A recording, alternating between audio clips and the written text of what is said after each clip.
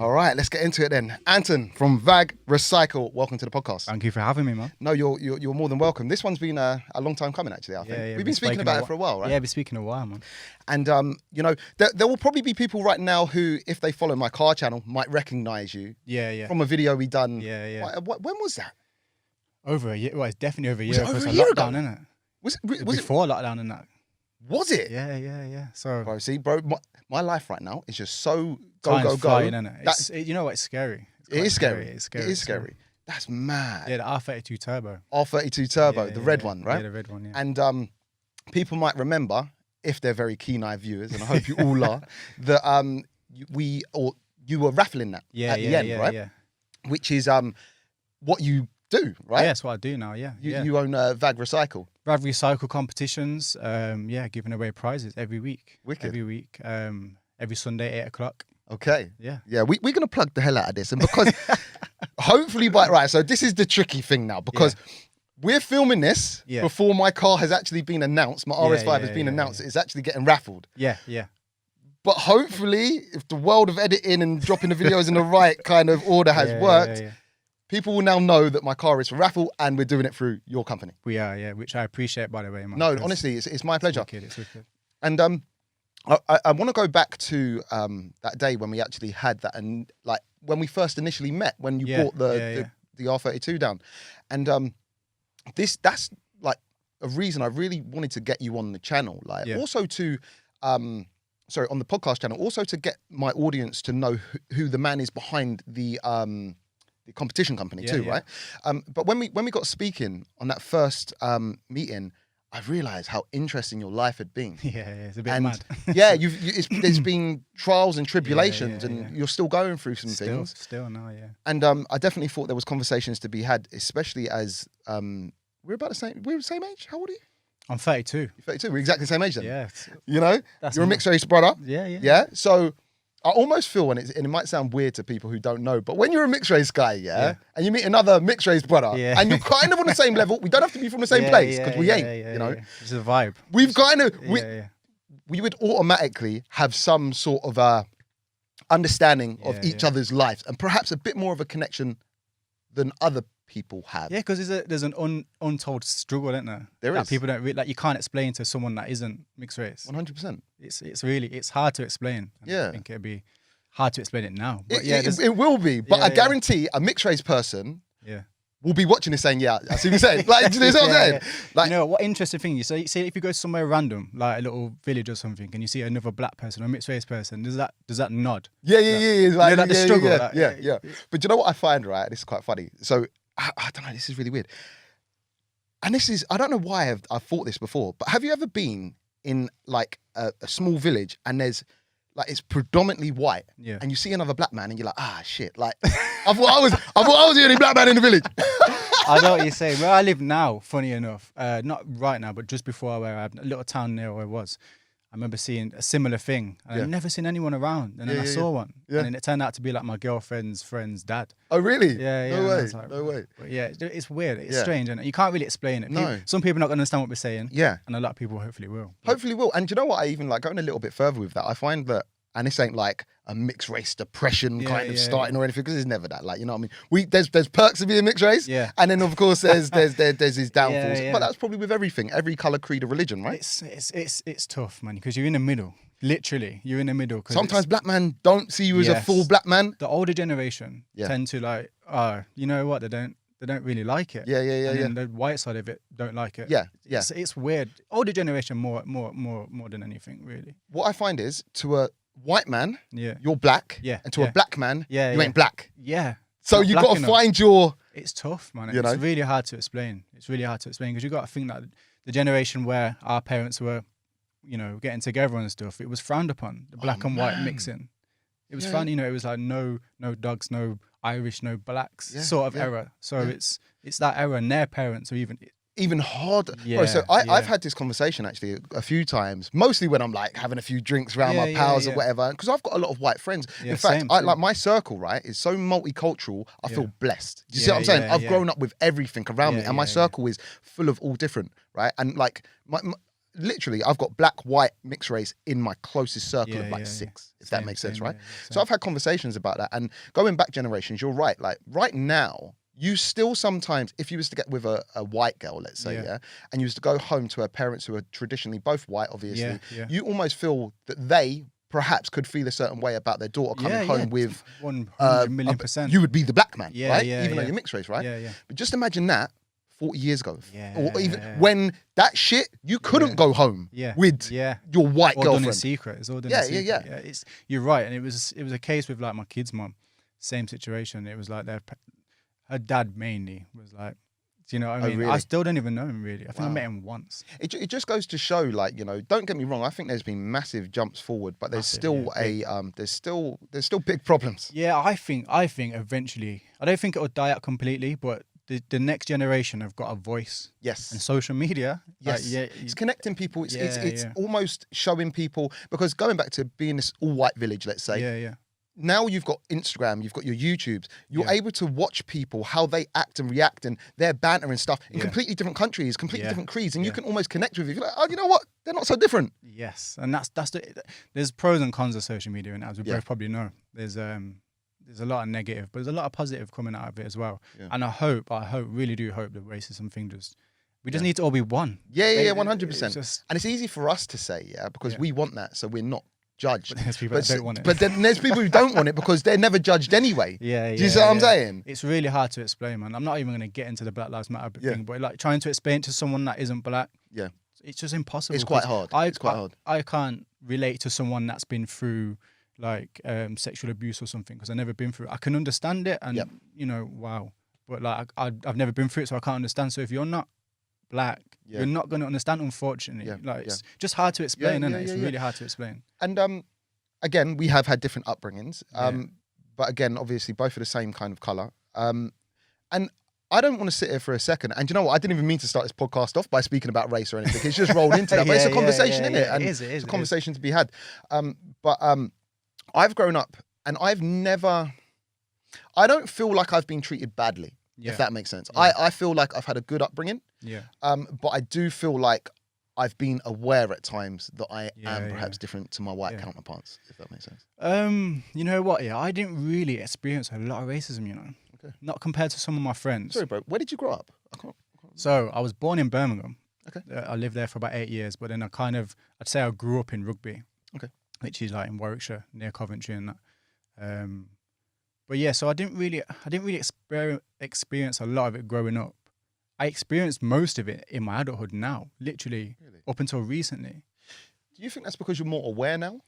Nah, I've been aware because I watched my dad go through certain things and that, and like my cousins and that. But it's just like me personally, I don't know if it's because I was quite a leery kid, and no one, I wouldn't say dared say anything, but like just didn't. Yeah. So there was the odd thing. Was there other black people around you, mixed race people? Or? Yeah, quite a few. Not a lot, but a few. There was probably a handful, I think, if I look back at it now. I grew up on an estate, and it was like just all mixed, really. Not all like black and white, but like Asian, white, black. It was just one of those. And you know what? That's like, for me, that's the best way to. That is the best way. That is the best way, because when I go to like, I do a lot of traveling with my work and stuff, like, and I go to like all these nice areas, and it is predominantly white, and it's like when you go to the estates, the council estates, and that's when it's like mixed up, and it's like. Strange, it's right? strange. It is strange. It's strange. I heard a conversation the other day, and I don't know if this is relevant, but in like America, places like that, there's like you've got ghettos and you've got affluent white areas, but also in America you have affluent black areas where there's like, it's like areas of like black rich people. Okay. And they kind of segregate themselves. I don't know if they segregate themselves or they're segregated, but as opposed to here, you wouldn't. I personally don't know of a black area or an area that's predominantly black that I could say, okay, you see that area over there? That's where the wealthy black people live. No. There's not that, but you could point probably to an area, maybe Asian, maybe there's quite a lot of wealthy Asians live around there. Probably, right? Yeah, definitely. And then 100%, and definitely 100%. white. Yeah. And it's quite strange that the black haven't, because there's a lot of wealthy black people out there. You know what though? I don't know how to even put this, but I think like black people tend to get wealthy and move to the white area. Yeah. Yeah. And I'm not even gonna lie here. That's what I'm trying to do. Yeah. And I feel like that could be because, and maybe it's not just the black areas, because I think it's progressed now in England past black areas or areas with a lot of black people being in the ghettos. It's very mixed now. So you might have Arabs, you might have Pakistani, you might have, you know what I mean? So there might be a mix. But I feel like the goal for people in those areas, they see those areas as the slums or the less kind of pleasant places. But where the white people live, it's probably the nice area. Yeah. Do you see what I'm saying? Yeah. And then when enough people get on their feet from the slums or whatever, move to the white areas, the white people say, you know what, this area is getting a little bit... and they up and go. Again, it's a massive generalization, but, you know, it does kind of happen, you know. And it's like I say, it's hard to explain if you're not in that. So like, there might be people listening and think, what's he on about or what are they on about? But if you're not in it, you don't understand. And it's how could you even put that across? You can't put that across, really. Yeah. I mean, there's loads of documentaries out there about it and stuff, but I think it just gets washed off. It's like a thing for a bit. Yeah. And then it's gone. Yeah. I feel like, because right now, like, don't get me wrong, we're raising some sort of awareness without even trying to, I guess. But, you know, it's not at the forefront of our minds. We're probably at peace with it. So it's not something we're going to be singing and shouting about all the time. And the minority that do, people only tune in now and again to them. Yeah. Maybe. Yeah. I think everyone's trying to forget about it. But you're forgetting about it, but it's still going on. So if you're forgetting about it, you're not doing anything about it. So it's carrying on. So for real. You're in a bit of a rut, really. Yeah. Like, what do you do? Yeah. You keep talking about it. And like you say, people to stop listening. Yeah. Or do you forget about it, but then you're not doing anything about it? So I think it's hard. But like I said, I think like we are moving forward. I think, like I said, social media is a big thing now. And the power's there for the next generation and the generation after that. Definitely. The power is there for them. Definitely. No, I agree. And I feel like now, and don't get me wrong, there's definitely still problems and struggles to come, and that will be due to our colour of our skin. But I don't right now at this moment in time, and for quite a long while, me personally, and I know you probably had some different experiences right now, but I don't feel judged at the moment, if that makes sense. Yeah, I feel like since I don't really, if I'm completely honest, since I left my job, I don't. What was your job? So I was working for an engineering company, like making valves for like gas rigs and stuff like that, oil rigs, sorry. And then so because I only moved to where I live in West Yorkshire now. Okay. Yeah, I'm all over the place. So I only moved there, say about 5 years ago, and I was working my way up from the bottom and stuff. So it was my first time living up north. So like, my experience wasn't great, basically. Okay. Like, it wasn't bad, but like in the workplace and stuff, like I was the only black person there. Yeah. I was the only black person there. And I think I worked in 3 different places and I was the only black person there. I think they had like the odd Asian person came to work, but that was about it. Yeah. Like it was strange. It was strange. Do you know what? Kind of moving, like I had no real direction for this chat today, but you know, I think you're raising a good point. Like, I'm going to go back to, I think we've had the chat and people at home will now know that when I was 16, I went straight from school to an apprenticeship into HGV mechanics, right? And the workshops, you know, only a generation or so ago were very white male dominated in the ways, and that's probably the same in like plumbing jobs and any trade jobs or things like that. So there was, although the guys there, I loved them. It was a good bunch of guys and that. Like, there was a lot of almost from the white guys kind of, without knowing that they're saying racist shit, they would make racist jokes, if that makes sense. And because you're the only one there, you kind of have to laugh it off. You laugh it off. Otherwise, you're not part of the team. Yes. You know? Yes. And I didn't mean it. They weren't racist, but it's just because perhaps a generation above had told them. Do you know what I mean? So these are the kind of small battles that we had. But again, I've always been of that kind of mentality to keep pushing forward, and they don't mean it. I'm a forgiving guy. I see positive, you know? Same here. Like I remember I had a guy spit in my lunch, man. No way. Serious. When was this? This was like recent, like before I left my job, so about 3 years ago. Oh wow. Spat in my food. Like it was like a manager as well. Yeah. Out of what? Why? Just spite. I think like I'm an easygoing person. Like really easy. Like I mean, if I'm into something, I'm 100% into it, and I work hard. So like I entered this job as on agency, then they took me on, and to be fair, the workplace weren't really great, so it was quite easy to like keep your head down, just keep working. But they saw it and they were like rewarding me for it. So they give me like more tasks, more stuff to do, to the point where I think he would thought I was going to take over his job, basically, his role, basically, because he was just lazy, rubbish, but he had all the qualifications. I never had the qualifications. So that's where the struggle I was coming from. I was just coming to this job, had nothing, I didn't know nothing about it, but I was willing to learn, and I just learned it all straight away. Just easy. So they'd come to me, do overtime, do this, do that. And I think he just saw me as a threat, and like just started like talking to like all the other workmates about me, talking rubbish, doing this, doing that. And yeah, I just I went to get my lunch one day, and there's a big greenie in it. And like it was only possibly him, basically. It was the only person that it could have been. Yeah. Do you get what I mean? So he got sacked and that. He got sacked because he got sacked, yeah. And took his job. Good. That's it. That's the irony, though, that's bro. The irony. And he's like, I don't know what. To be fair, I think he landed on his feet because he just had qualification upon qualifications, and he got sacked and that, and then I took his job, basically, and then I left.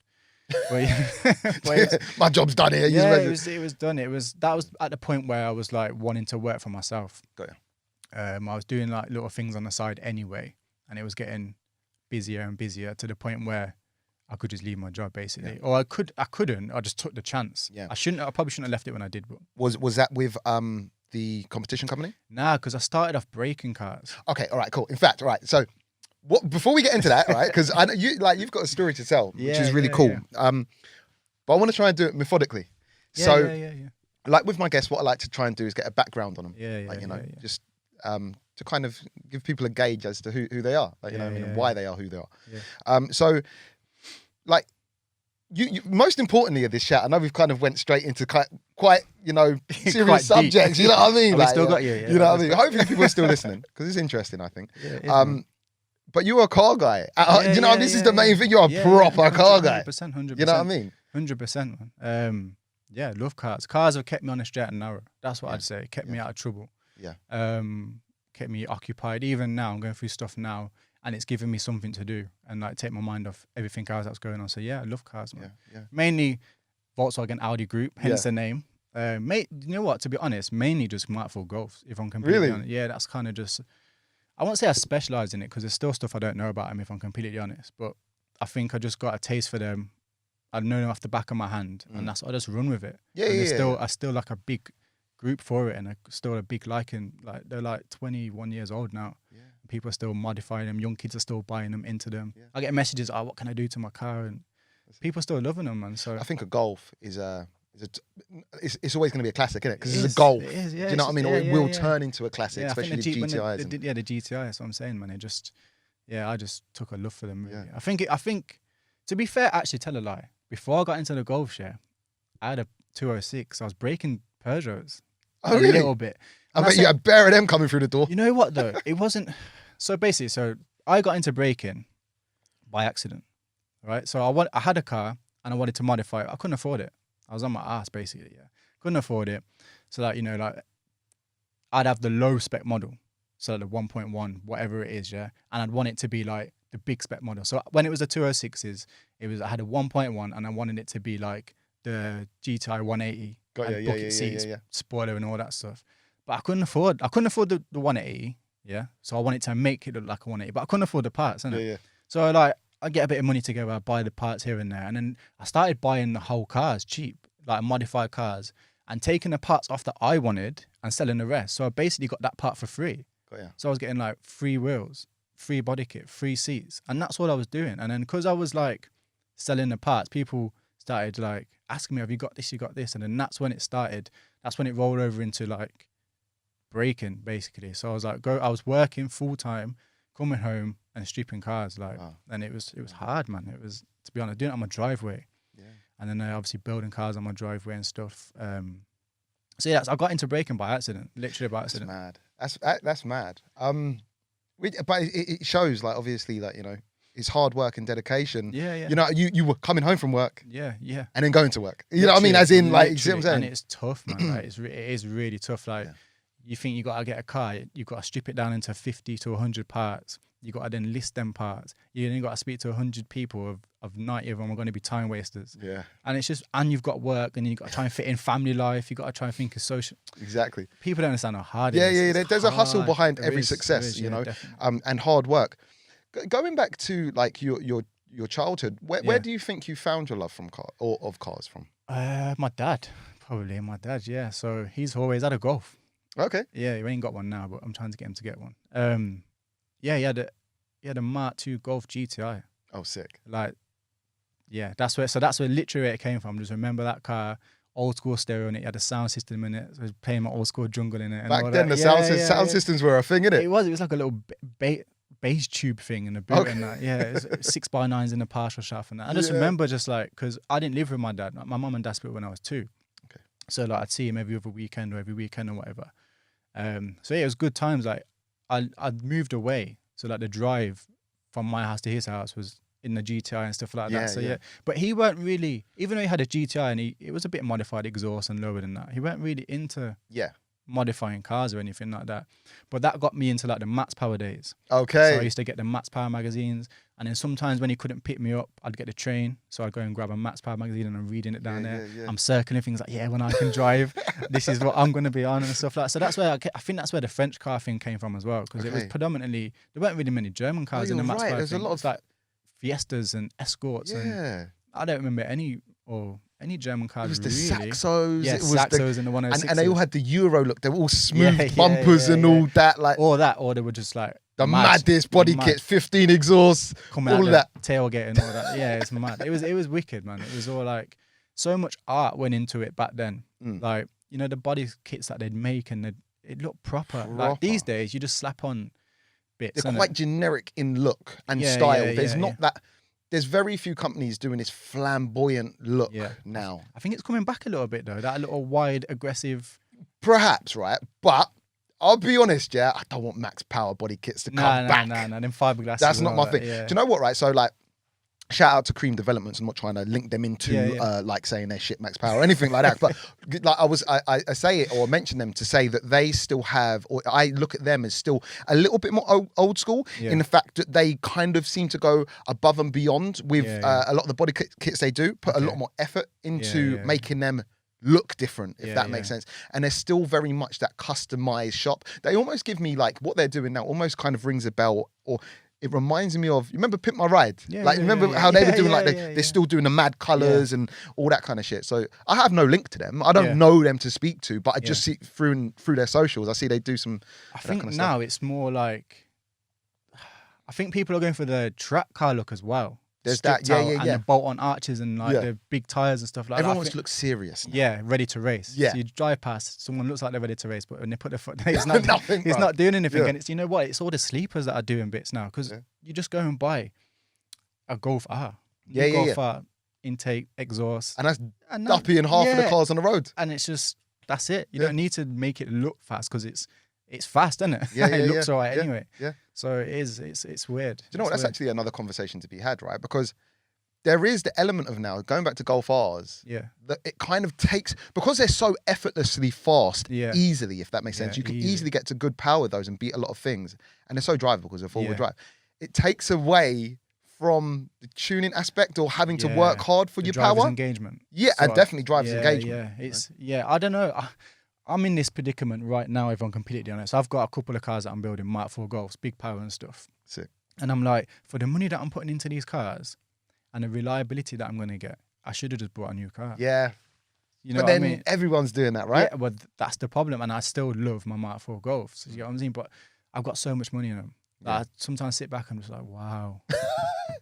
Bro, I think we're all like that. You know, if you deep it, sometimes you've not got to just forget about it. But it's like at points, I'm like I said, I could just go and get a Golf R and S3, something like that, and have like 10, 15,000 pounds left over from like the kind of money that I'm putting into these cars. But there's obviously a love and a passion for these cars, and that's why I'm doing it, obviously. So, I still enjoy it. I think it's, you know, you're getting bills and bills and bills. And like my car didn't even drive.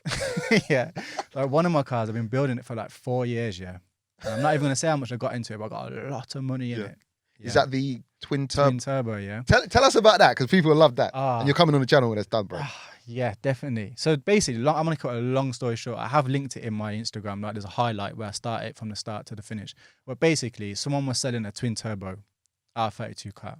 The car wasn't R32. The engine was twin turbo, top mounted. Never seen it before. I've seen twin turbo R32s, HGB, I think they do a kit. But this was like 2 turbos on the top of the engine. So you pop the hood, 2 turbos. And you're seeing it. Yeah, I'm seeing that. I never had an R32 turbo before. It was expensive, more money than I had to, completely honest. I think I went into my overdraft and everything to get it. Yeah. So anyway, I went and got it. Took it, like I bought it on Friday from Milton Keynes. This time I'm in West Yorkshire. I bought it from Milton Keynes, I think it was. Drove it home. These times it's like stripped out cage, 2 seats. Wow. Like the guy's like, it drives, but it's like a project. I'm Okay. like, yeah, whatever. Jumped in it, drove home, yeah. Drove home. Car was fine. Took it out the next day. Was it fine. quick? Quick. Silly quick. Quick. Like, just quick. Like, as soon as you put your foot down, boom. Because it's 2 turbos, small turbos. Yeah. And the 3.2 is just quick. Not quick, sorry, but like the acceleration is just there anyway. Yeah, because it's naturally aspirated from factory. It's got that natural. Yeah. So it's just, it was mad.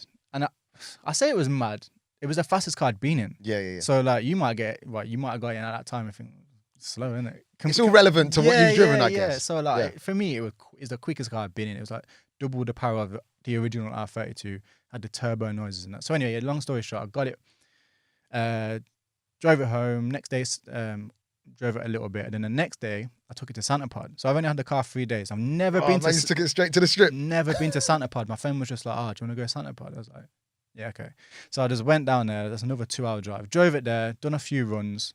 Can't remember what it got. I think it was like in the 12 seconds, but it was on like budget stretch tires and stuff like that. And it's my first time going. Yeah. So yeah, it did well, and then I took it home.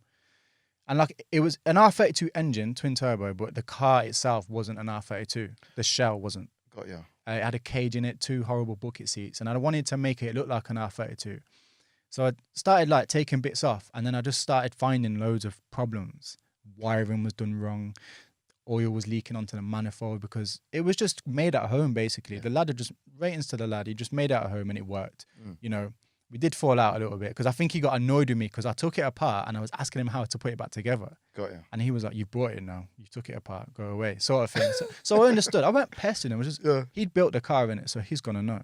So yeah, anyway, long story short, I started taking it apart and then it just went out of hand and it was just like, it's never run since because I've been improving it. So of that original car now, there's only the turbos that are original from that build. So the engine's different. The engine's fully forged now. Oh, it wasn't forged when you it was just a head spacer because you can just slap a head spacer on a 3.2 and they're good for like 500-600 brake. And that's it. So yeah, custom manifold, fully forged, different engine. It's been in 4 different shells. 4 different shells? Yeah, because every time. So basically, like just selling the shell when it comes out. It wasn't. It was a 1.8 turbo shell that had the 4-wheel drive conversion welded into it. Okay. Yeah. So if you long way round, isn't it? Yeah. I think back then, the 4-wheel chassis must have been hard to get or whatever, expensive. So yeah, they'd welded a floor pan in and then. So I weren't really thinking. I was thinking if I take a bit of a knock in this, that car's falling apart. So I found an original 4-wheel drive car, but it still wasn't an R32. Okay. So that was rusty. Did they do a 4-wheel drive? Yeah, 2.8. They did a 2.8. Is that the V6? Yeah, V6 2.8.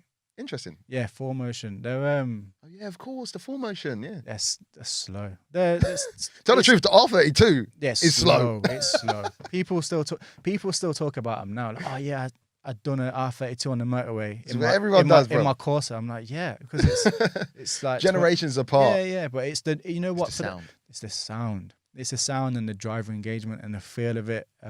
Yeah, there's plenty of faster cars out there. Yeah. But yeah, back to that. I had the 4Motion, found loads of rust on it, got another one. Just found loads of problems until I found the shell that I've got now that's perfect. Okay. And it's literally at I'm not going to shout them out because they've not done the work yet. So don't want to jump the gun with that one. Yeah, it's because you know what? I have so many problems with people. Companies, when I send my cars and stuff there, I don't know why, I just attract issues. I attract problems, yeah. So yeah, my car's somewhere now getting the final few bits done to it. And hopefully I'll get that back soon. And then yeah, hopefully I'll it's really close to completion. Yeah, so it starts, basically it just needs brake lines making, custom brake, because I've deleted everything. There's no ABS, there's no traction. It's 2 seats and a steering wheel in the car. So like, yeah, it's just you in the car basically. There's nothing in it. So yeah, it just needs some brake lines, clutch line, just a few little bits and bobs. What's the kind of power? Have you got like a power aim for it? What can it run? You know what? No, because people say 2 turbos must be really big power and stuff like that. But realistically, I would have done better doing a single turbo if I was chasing power. I've got a single turbo one as well. So it's I don't know what my aim was with it. It went from being like for show, so it was in like a fancy shell, lowered and all that, and just 2 turbos, just to say I had 2 turbos. Yeah. Now I've stripped everything out and been like, I think I want to try and get into track with it. Wicked. Like I've never been on a track apart from like a supercar day thing. Okay, yeah. Red letter day. Yeah, kind of I've thing, never took my own car to a track. Got ya. And I say that, but like half of me wants to just finish it, get rid of it because I've got so much money in it and do something else. And part of me wants to just keep it because it's my first R32 turbo. So I've got like a little bit of a sense. I don't get attached to cars, but there's a little bit of... If I had a car for 4 years and I was trying to get it back, bro, I think I would have an attachment. I would either do one of two things. I'll get rid of that motherfucker like fucking a year in, or like I would just keep it forever. Yeah, I think it's just caused me so much problems. And I've had so many fallouts because of it. Like, I can't explain it, but I've had so many fallouts. I don't know why. People recommend someone, I'll go to them and I just get had over. Or I don't know if my expectations are... I don't think they are. I just want what you've offered. Yeah. And I don't ever get it for some reason. Yeah. So it's strange, man. It is strange. And I'm not going to like backstreet. I'm going to like these big companies and saying, with little bits of money that I've got, my last bits of money. Yeah, exactly. Can you do this for me? You need to do it right for me, and please. They're coming back and they're not doing it. I'm just like, even till recently, I got it back from one company that was doing bits for it, and it came back and they didn't do what they said. And then I spoke to them and they were like, oh, we ain't got time to do it. Like, Man took on a job, gave it back, said they'd done the job. And then when you looked at it, it said, we didn't really have to. And then you know what though? They've lost my business now. I've got big plans in the future for some other cars. And we was even talking about doing it. So we're talking like 20 grand perhaps. And they've lost that business. I'm not going to like recommend them to anyone, anything like that no more. So that's just the way they are. Obviously they're happy doing what they're doing. I'm just a small fish to them. You know, in it. So at the moment, and this is the thing people don't look at, like, you know what I mean. But again, it's very hard to predict. And look, you know, they might have been very busy doing that shit. Yeah, and you know what? Everyone's got. You know what I've learned? Yeah, is I don't get annoyed anymore, really, because I used to like. If I had an issue, like say if someone has scammed me or someone had done me wrong, I'd put it on my Instagram and be like, "Oh, this company did this." I don't do it anymore. You know why? Because I'm a business now, and I'm going through a lot. Yeah, and I've made a few mistakes along the way. So like not sending stuff out on time, sending it to the wrong people, or doing things, and that's because of the pressures that I've got in my personal life. So I'm like, you know what? I don't know what's going on with them. So that guy, when I got 100%. My car back, I'm like, you know what? Okay, cool. Let's just keep it moving because, it's a lot of money at the time. It's thousands of pounds here and there, and it is a lot of money. But like I said, I don't know what's going on in their life, man. That's a really good way to look at it. And don't get me wrong, there's companies out there just scamming bastards and do shit work. But there's also being someone who now is on or owns his own business. You can understand it. Definitely. You know that things could be happening. And what you find is, right, so look, 10 good reviews, kind of people expect a good review. And they always look for the bad one. And all it takes is one pissed off customer, who does, or you know, just some angry dickhead who's angry at everything, to go to town on a company. When they might have these hidden pressures behind them to fucking ruin this company's career or potentially lose a lot of work. So you know, words go a long way, especially with social media nowadays. Well, and I have got like, I say I've got a big following. It's like 13,000 and it's natural. It's all just, I've been on Instagram for like 8 years. And it's just literally built up and built up. I haven't like purposely gone and bought any followers or paid for advertisement. It's just people just following me for me and my cars and stuff, and on the parts obviously that I was breaking. So like I have built up like quite an all right following. So for me to go and badmouth a business is quite a big deal. So like, you know, they will lose business from that because I'm telling the truth. So I have to be careful with what I'm doing because, you know, I'm taking money out. Yeah, they've done me wrong, but like I said, I don't know the situation. I mean, unless the situation is really bad, like they've done something really bad, and I'm not even mentioning it anymore. Like I've been through things recently with companies and I hadn't even said anything. I didn't even say anything about that company I just mentioned then. And I'm not even going to mention their name. Yeah, for real. Do you know what I mean? Because like I say, I don't know the situation. So that's a wise way to look at it. Yeah, just a lesson. Take it as a lesson. I've took it as a lesson, took a bit of an L, and just I find the next person. And when I find someone good, I'll stick with them like paint. I think that's all everyone wants, right? Yeah. We want to find that garage, or don't get me wrong, like for me, it's in my best interest to work with a vast amount of people. You see what I'm saying? Because I'm a content creator.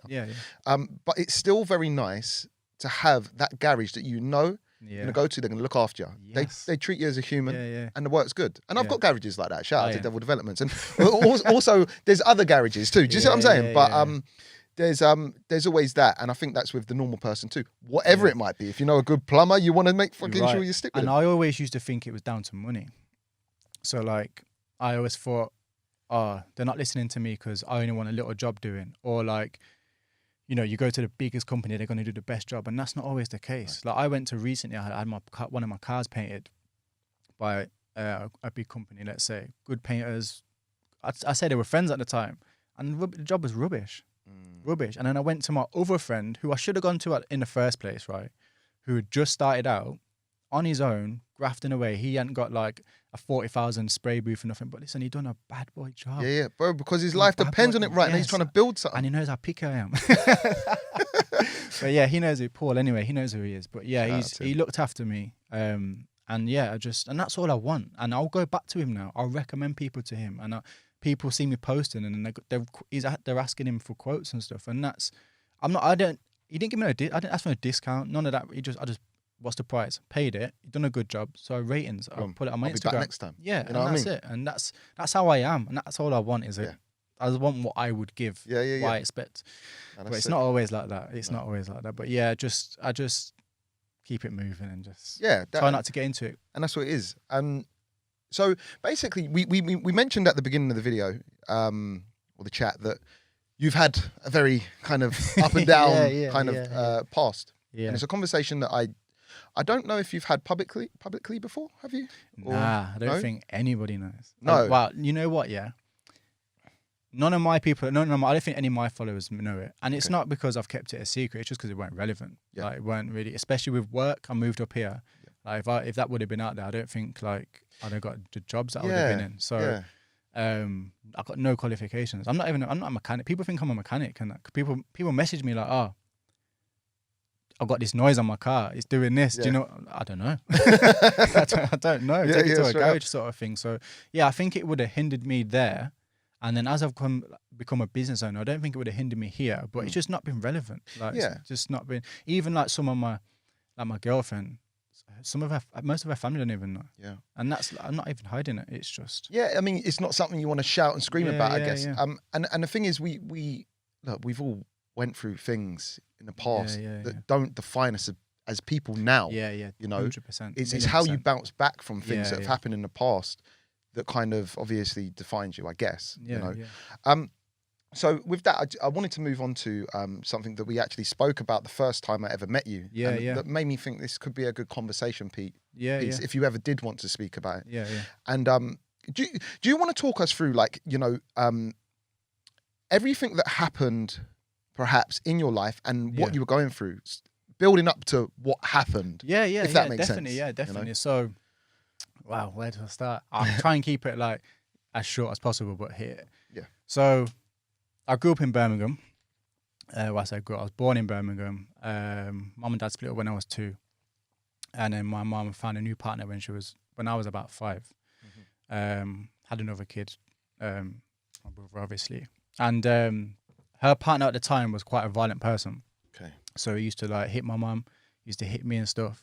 So like from an early age, like my life's a bit mad. It's a bit mad. My mum ran away to like domestic things, you know, like I don't know what they're called, not like a hostel. Hostel. It might be a hostel. It's called a hostel. Is it a hostel? Yeah, I think so. So we'd like from an early age, I'm going to them, and like we're in here with like other women going through the same thing and stuff like that. So like then she went back, and then we went again, and then finally she just left him.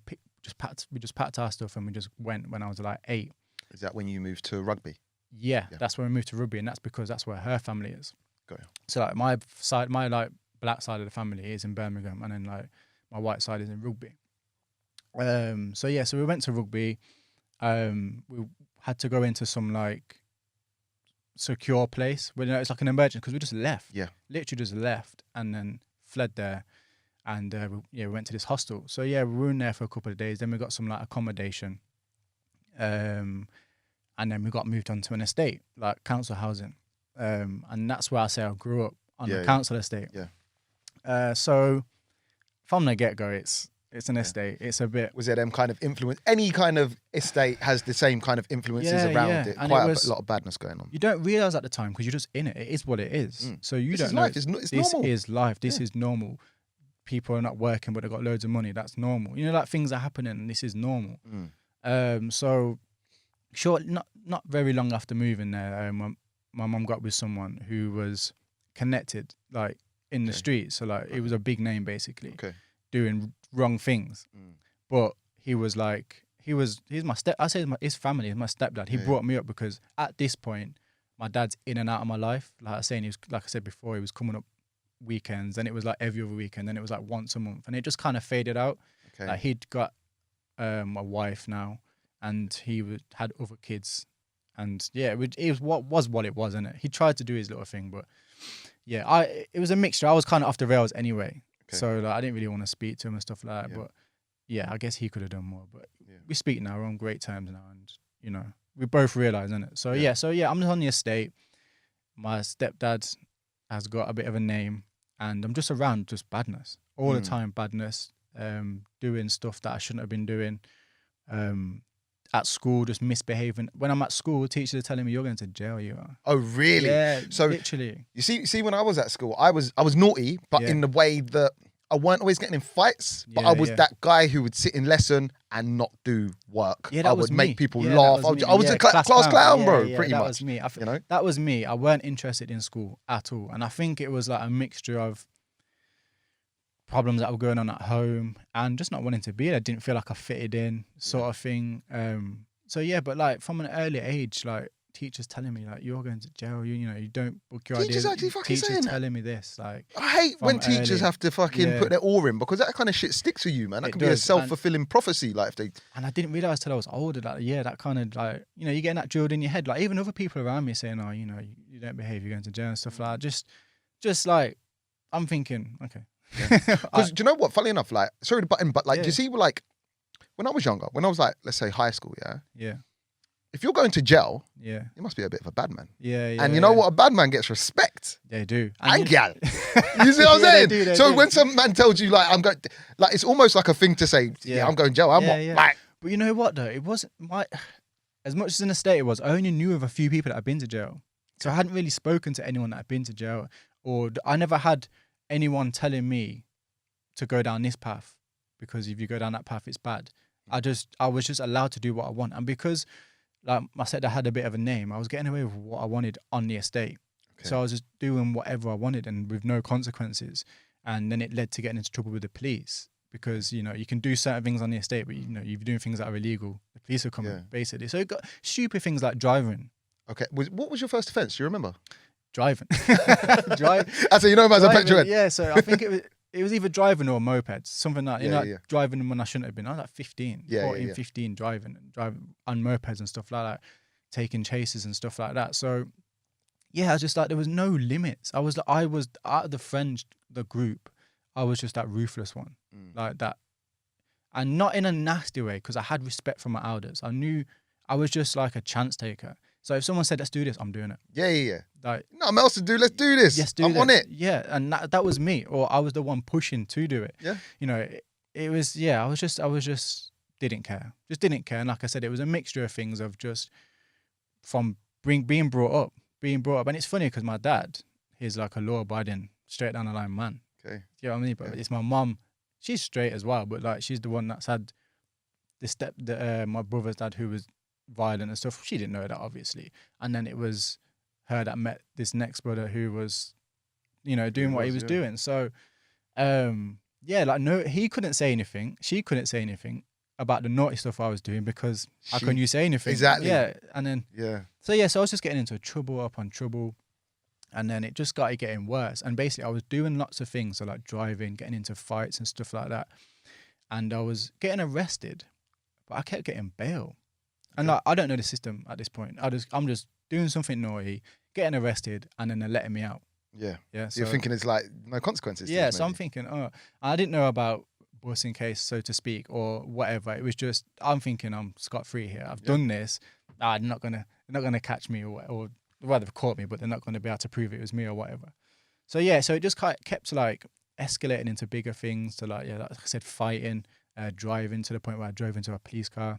You drove into a police car?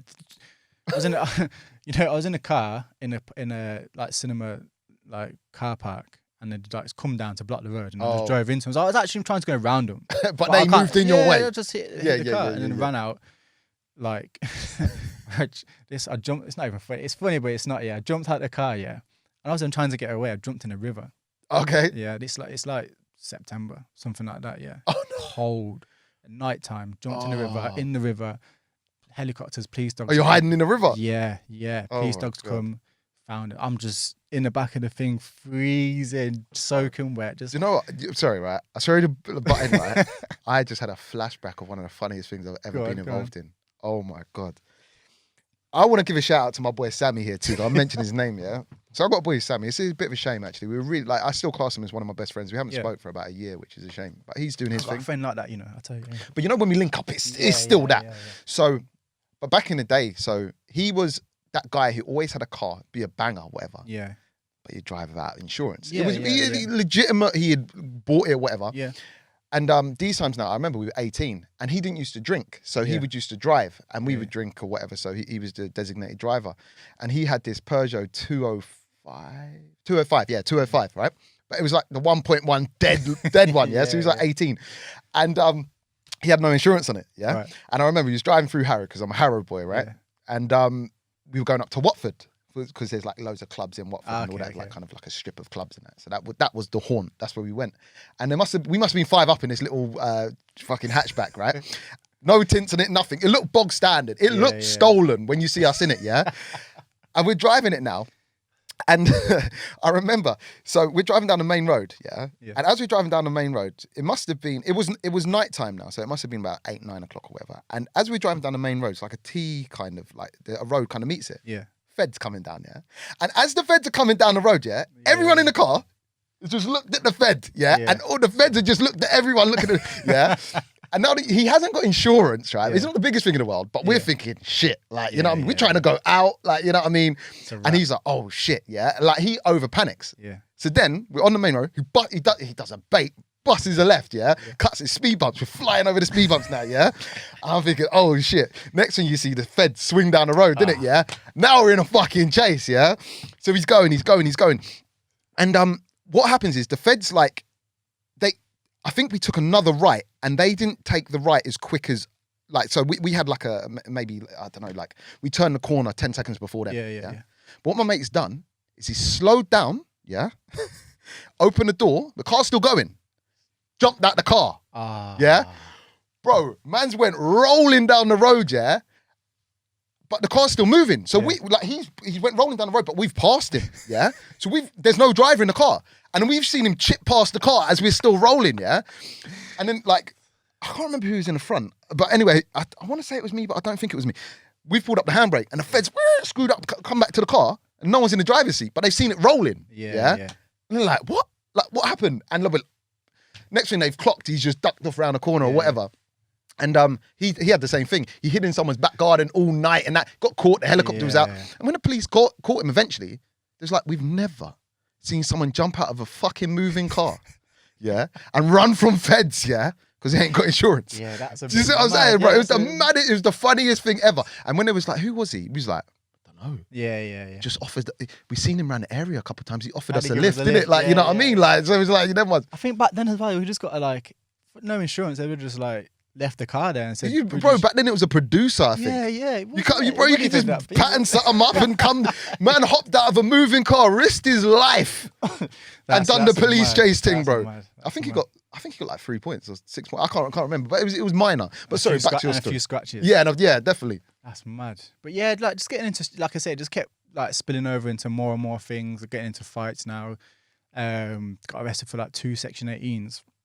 Which are like quite bad for fighting and stuff. Oh, okay. So yeah, but I got bail on them as well. So I was getting bail, and then one day, I was 16. Yeah, 16 at the time. Gone down to bail. It was like 3 days before Christmas. Gone down to bail. I don't think I even like brushed my teeth. I think I just jumped up out of bed, thinking I'm gonna sign this and then come home. Got there. Oh, we're keeping you in. I was like, all right. Basically, they charged me and said, I'm getting remanded. which I didn't know what it was. So someone came out and explained, it's like, basically you're going to jail, mate. Yeah? So you're going on remand, which is bail, but in jail. Do you get what I mean? So you've not been convicted or anything like that, but until we can prove, we think you've done it. We strongly think you've done it, so you're going to jail. Okay. And to stop me from doing anything else, basically, because I'm obviously on bail, committing crime after crime after crime. All petty, but it's just adding up until obviously the two Section 18s, they're quite big. So I think that's where they draw the line. Like, look, you're going on remand. So yeah, 16 years old, got sent to jail. And so this is your first time in jail. Yeah. Was it your only time in jail? Yeah, only time. Yeah. So it was for Section 18s. Yeah. Yeah. So it's for Section 18s, driving, and a couple of little. They just added a load of stuff up and said, "This is that." So it was young offenders first, yeah. Yeah, juvenile. So 16 went to juveniles. Spent a while in juveniles, and I was 16. Yeah, I was 16, turning 17. So I turned 17, and then I got sentenced.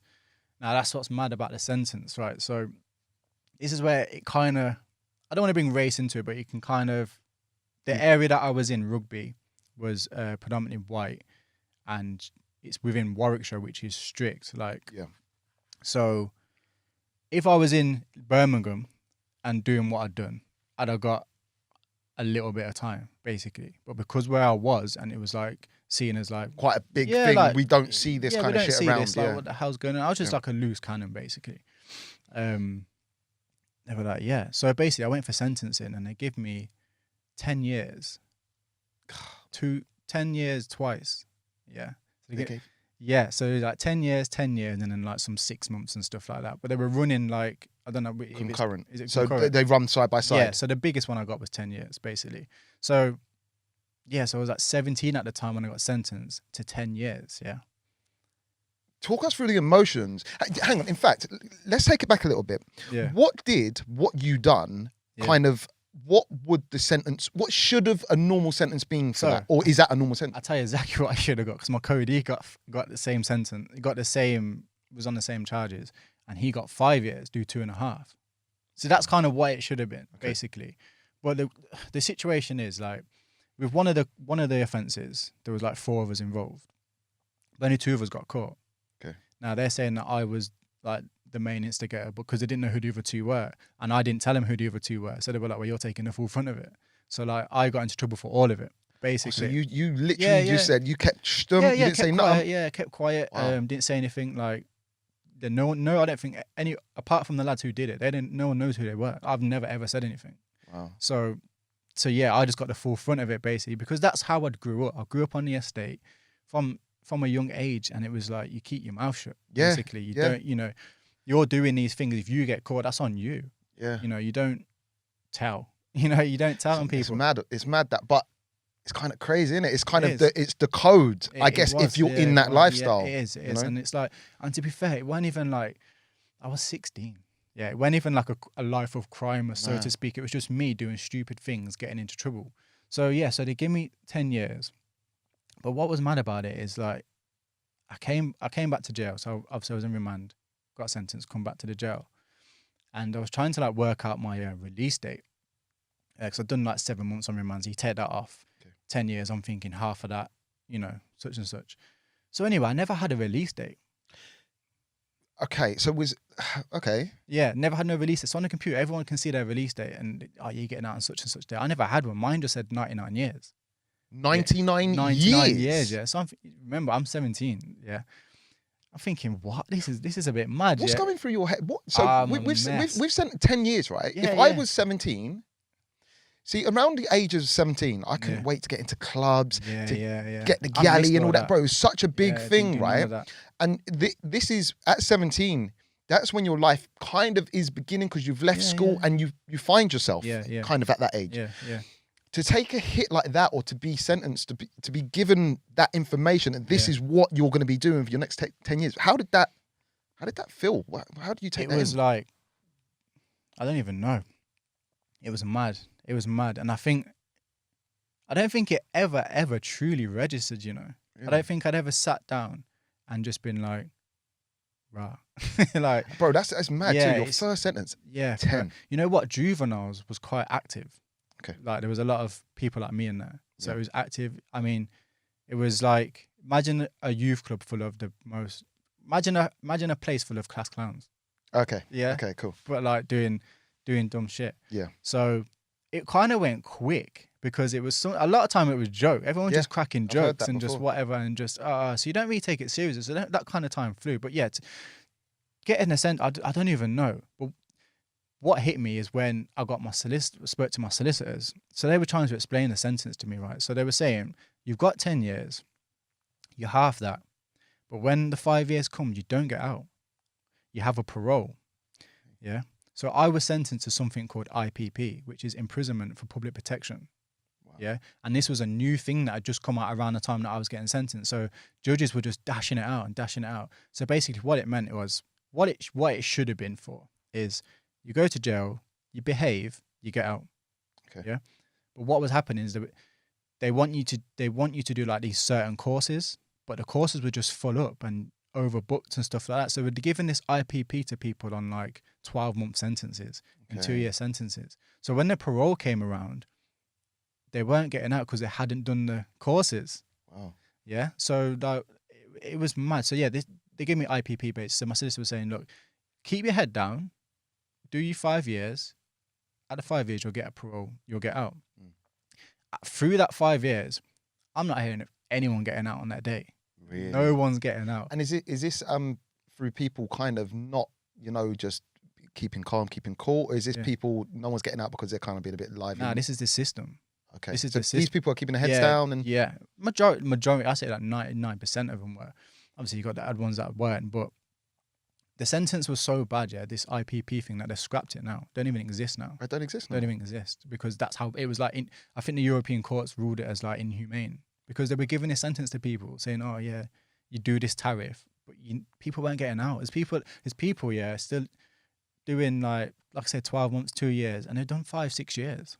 That's killer. That's mad. So like, they should have got 2 years. They should have been out after 2 years. That's what the judge said. Like, we think you deserve 2 years in prison, but you've been in for 5.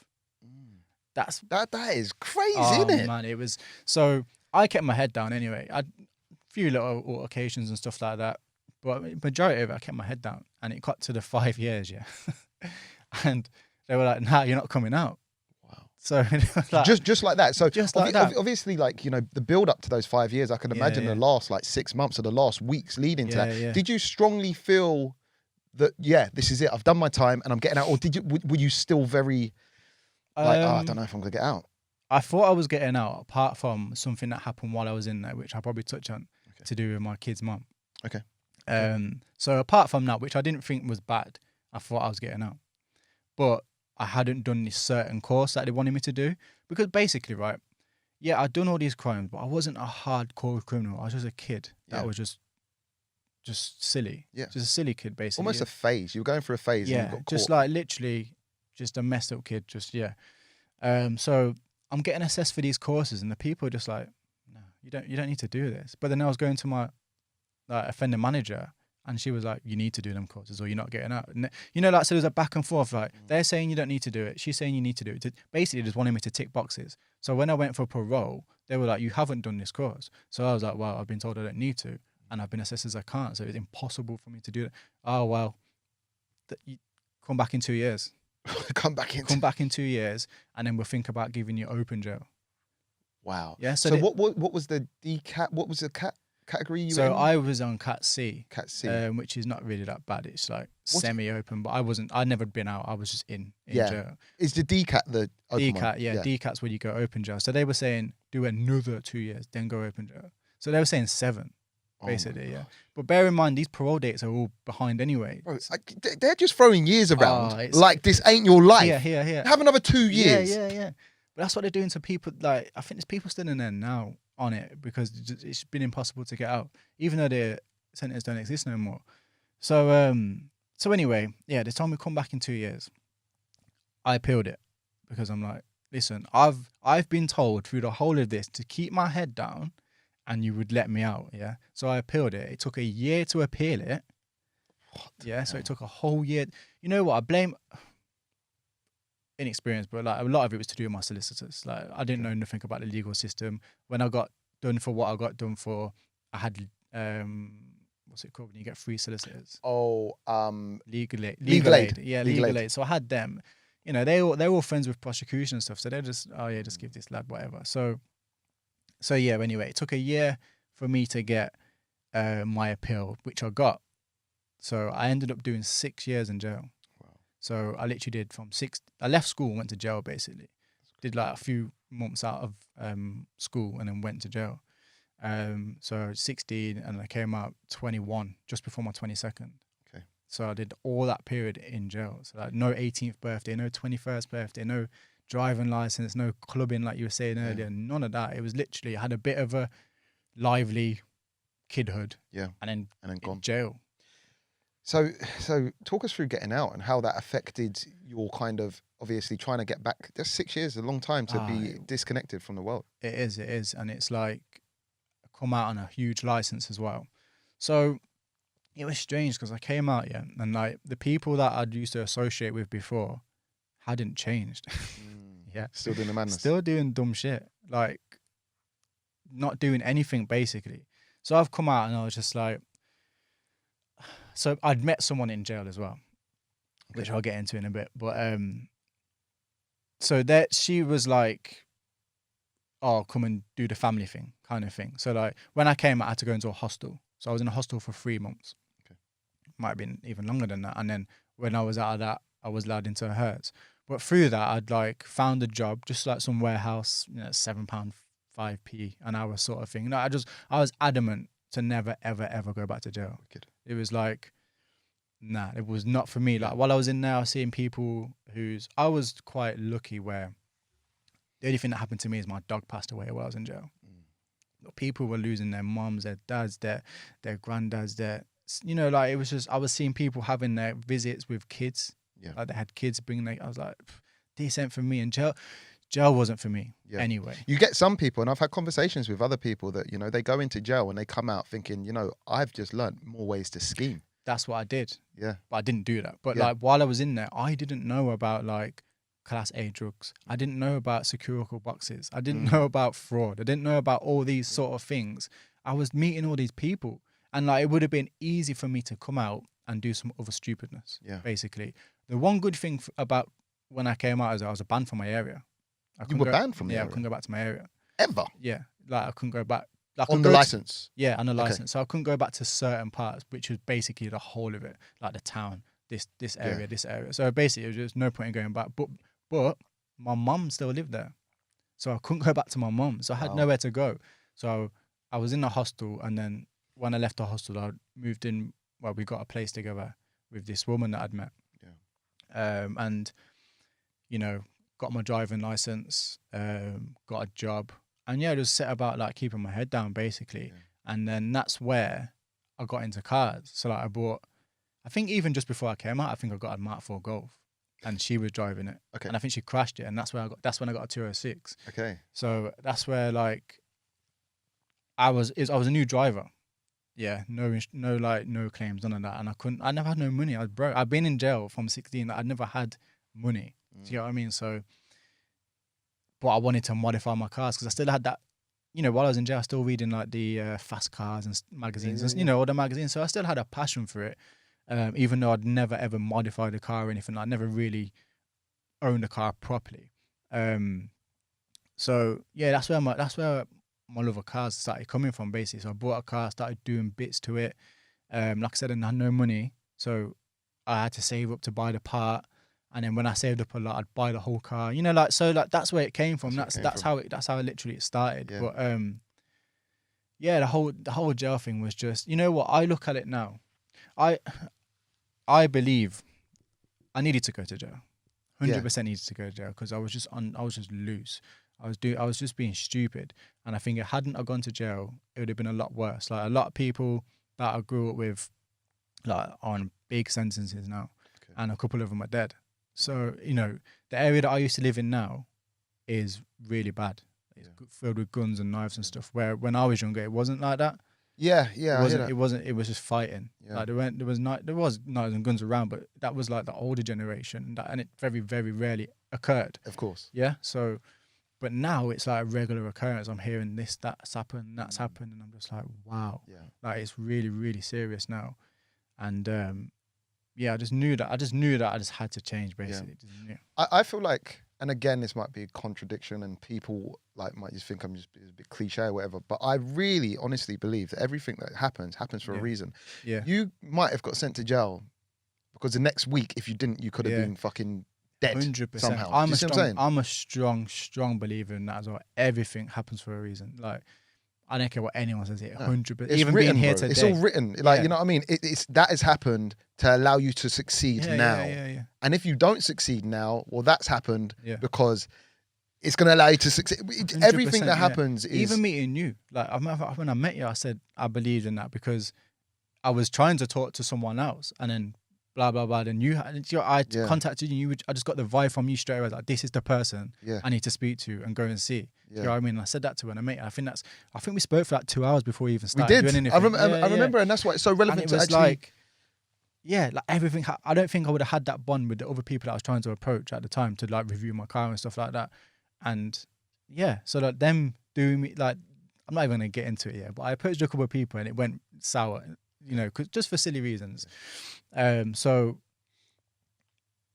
Like coming to meet you and stuff, it was just like, wow. And then like keeping in contact and stuff like that, and then being here today, like it just happens for a reason. It's mad. It's a mad ride, and thank you obviously for sharing that story of that. And I know to people it might not sound like a big thing, but it's something that you haven't shared before, perhaps publicly. And that means it means a lot for you to actually come down, sit with me, and actually share that, like, you know what I mean, on this platform, because you know these are lessons that you've learned through, like you've went through a lot, but you've learned lessons off it, and you're here now sharing a story, and perhaps in some way, because it doesn't end there, there's a positivity that's grown from that, but also you still have some things that you're going through, which I'd like to touch on if you want to touch on. Yeah, definitely. But you know, hopefully other people perhaps going through similar things or have been through similar things can see that there is a light at the end of the tunnel, possibly if they put their mind to it. Literally, you know? Like I said, I came out without any money, like literally, and like I've got what I've got now. I'm like, to some people it might not seem a lot, but like even having an R32, like numerous R32s and stuff like that, that was like a dream not long ago. It's like I had a 1.4 that I turned into an R32 replica and stuff like that. And then, you know, wanting an R32 but couldn't afford it, and I've worked my way to that. And like I say, from nothing, and it's like you say, I've done it. I've been going to work, coming back from work, working my ass off to get to that. So definitely there's, whatever situation you're in, man, like you can twist it, you can flip it, definitely. You can turn the L into a W. No, definitely you can. As cliche as you can literally can. And like I said, I did need to go to jail, and it's taught me a lot. I mean, I say to some people, like, some people go to uni and college and that. I went to jail, and that's where I learned to be who I am today. Like, I knew that's somewhere I'd never ever want to go again. Somewhere that's not a nice place. Like even the situation that I was in with like the sentence and stuff. But like when I came out, it kept me on the straight and narrow, because I was like, well, I can't misbehave because I'll be back in there and I don't know when I'm going to get out. It's not like you're going to go back again, you'll be out in a couple of months. It's like you'll go back and you might not come out for 3 years. So it kept me in touch. Even if I had like the slightest thought, like road rage or something, I was like, oh, you know what? It's not even worth it. It's not even worth it. Like just keep doing what you're doing and just moving forward. But all the way through, even coming out, like it was still hard. It was still loads of stuff going on. Like I came out, my mum was in like a bit of a situation that I couldn't help her with because I couldn't go to the area. My brother was in situations, and it was just like, since I've come out, it's been like 100 miles an hour. I've not had, when did I come out? I don't even know, about 9 years ago, maybe.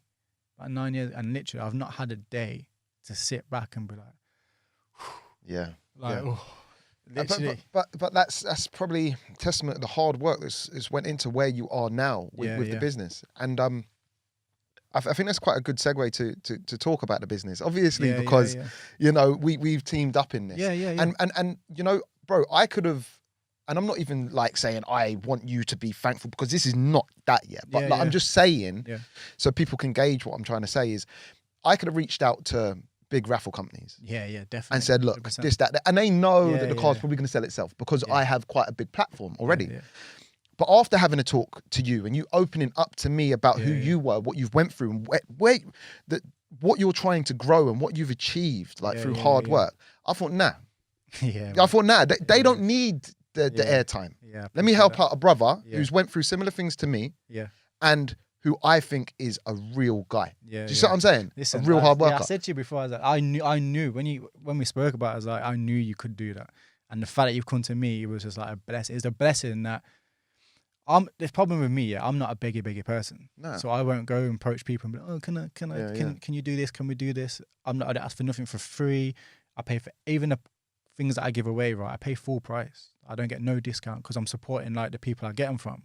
I could go direct to the source, but I'm like, no, I'm using these people. They're getting a drink. You know, whatever. So yeah, when you come to me, it was a blessing. It was a blessing that I. Bro, it works both ways. Honestly, it does. Like, I'm just happy I can hopefully help you, and hopefully this generates, you know, a lot more traffic to you, because you're doing a good thing, and it needs to be out there a little bit more. And you know, it's quite weird because I would love right now, like this, I would love right now to be shouting saying, yeah, go and buy a ticket for the RS, buy this and the other. But because it ain't even up for raffle right now, it's not. I don't really know that. But there's 5 prizes. There's going to be 5 prizes. You're going to be getting a massive, wicked car, whoever wins that car, and you've seen the journey build. And also what I want to say on this, because people might get the perception that, you know, a lot of people start raffling cars, like YouTubers, and then they turn into raffle companies, and they lose touch with what they actually started it for. I've seen that. This ain't that. This is just a journey that we've built together. It's come to the end, and why not give someone the opportunity to actually, they've watched the whole journey, win the car, and enjoy it. You know what I mean? You know, and perhaps in a year's time, a year and a half, when we get to the end of the Porsche, if I do the same, but that's going to be the gaps in between. It's not a regular thing. It's not. For me, but for you, this is work. Can you tell us a little bit, like, about, like, you starting a raffle company and building it to where you are now? Because that's real positive. You know what? It's weird because obviously I started the braking, and then I took on the braking full time. So I got a unit and stuff. And the competition came about, right? It was just like a joke. So I was giving away stuff, not a joke, but not serious. So I started off by giving like car bumpers away on my Instagram using like the lottery's bonus ball. So I'd have 59 numbers. People would pay like £5 for a number, and then whichever bonus ball came out of the lottery, that was them. You'd won that. And then like I did like a cheap car, like an £800 car, you know, just like bits and bobs, because you know what it was. I came out with nothing, right? And I had to build up to get in the cars, and I know how expensive the parts are. So like the people that follow me are like pretty much Mark IV specific, and these parts that they want are not cheap. And it is just like normal, every Tom, Dick and Harry's like me, who's working 9 to 5. They might have kids and whatever. So I just thought, oh, you know what? It's good. It's nice giving back. Like, I'm selling a part regardless. Like, if I don't do the bonus ball or do what I'm doing now, I was making money anyway. Like, not loads of money, but I had my business. I was doing what I was doing, so I could carry on with that. But it was about, I set this up because it was about giving back to the people that had supported me. So like all my followers and stuff like that have seen my journey and like supported me by buying parts, telling people to come to me to buy parts, like messages of encouragement. Like I get loads of messages like, yo, I love what you're doing. And I'm just like, I'm just doing me. Like literally I'm just doing me. And people are messaging me like, listen, you know, what you're doing is a good thing, man. Like blah, blah, blah. And it's sometimes I can't really take it. I'm a bit like, I don't really take compliments very well. Because I've not had them. I've never had them. Because I've just been a naughty kid. I've been naughty. So when people are saying, look, what you're doing is really great, blah, blah, blah, I'm just like, oh, thank you. Yeah, thank you. That's the thing, because you kind of see, maybe not see past it, but you know, you can't take a step out of what you're doing and look in from the outside. I've not took a step back yet and been like, wow. Like, yeah, back to the competition thing, like, so I was doing that before these competition things started kicking off. Like these raffle things with my Instagram page and stuff, like just like little bonus balls here and there. And then I got warned basically by someone that what you're doing, you shouldn't be doing, because I was using a lottery's bonus ball. So then I thought, oh, okay, I better take it serious then. So let me look into taking it serious. So I approached somebody about making me a website and stuff. He'd never done it before. But I said, look, you know, there's people doing it. It's possible. So yeah, we sat down. One person designed all like my logo and stuff, and then another person, person that designed my logo, Joe, shout out to him. Matt Prescott, who did my website. Like I say, he's never done it before, so it was new for all of us, and we've been through some trials. I'm telling you, like it's been really, really hard, like because it's all been new. So yeah, it was set up basically to give back to, like, even though it's called V.A.G Recycle, which is Volkswagen Audi Group, that's just because it's off the back of my braking business, because V.A.G Recycle, recycling old parts. Yeah. So I just added competitions on the end, just because it's a known name and people can trust in that name. So like when I'm selling parts, when I was selling parts, I was selling parts not using PayPal. People were like bank transferring me thousands of pounds I was selling parts like everywhere, USA, Germany, France, Portugal, Spain, and these people are all trusting me with their money. Like no PayPal, I can just up and leave with their money, which I'd never do because I've been scammed. I think people just saw that through my Instagram, that I was a genuine guy. So they were happy to just, even the other day I sent something to America, I never met this guy in my life, £2,500 in my account. You just knew. For me personally, right, none of that stuff. I'm a firm believer in karma. And I think a little bit of the rush stuff that I'm going through now might be down due to my past. That's how I'm trying to justify it in my head, because I don't know how else to justify it. So I would never ever do that anyway. And for the sake of, let's say I took that £2,500, that's nothing. What is that in the grand scheme of things? Nothing, and I'm ruining my name or my business for that. Do you know what I mean? So I'm just not like that, and it goes back to like the not telling. In that situation, I'm just a genuine guy. Like I just. So. I feel that, and bro, honestly, I feel that, and that's another, like, honestly, with the monies involved in and things like that, with raffling a car, like, you've got to trust someone, right? 100%. And I feel like I'm a very optimistic person, but I feel like I'm a good judge of character. And I want people to know, if I trust you, trust me, trust this guy. Buy a ticket, God damn. If any's left right now, I don't even know where we are right now. You know what though? It's literally from the back of the break-in, a lot of people have flowed over, and it's just I think what you're saying about being able to see through it and see me for who I am, I think everyone can see, because there's no character with me.